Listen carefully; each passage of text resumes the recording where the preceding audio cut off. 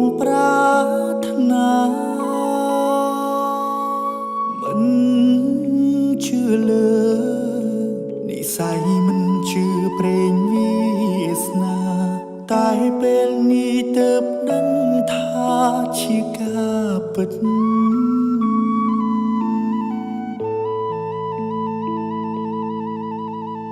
ឆាំជីវិតមានន័យព្រោះតែស្រីម្នាក់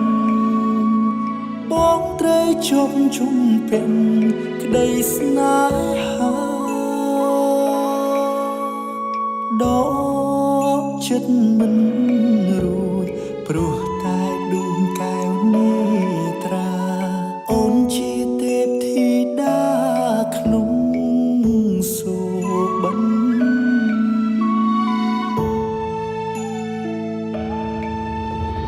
សំរទេពអប្សរមិនល្អដូចអូនឡើយស្នាមញញឹមត្រានត្រើយឲ្យរៀមលំសារភាពថាសុំចាញ់ស្នេហ៍តូចតន់រៀមបនស្រន់ឲ្យឆាប់បានជួបមុំម្ដងទៀត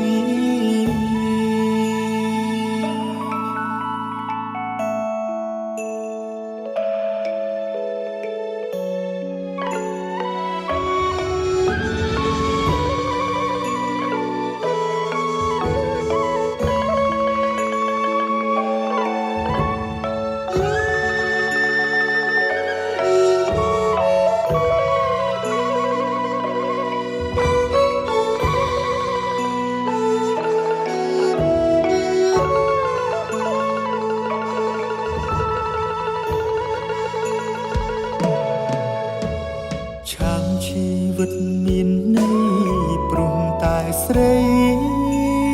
ម្នាក់បងត្រូវជប់ជុំពេញក្តីស្នេហាដកចិត្តមិនរួចព្រោះតែដួងកែវនេត្រាអូនជាទេពធីតាក្នុងសូបិន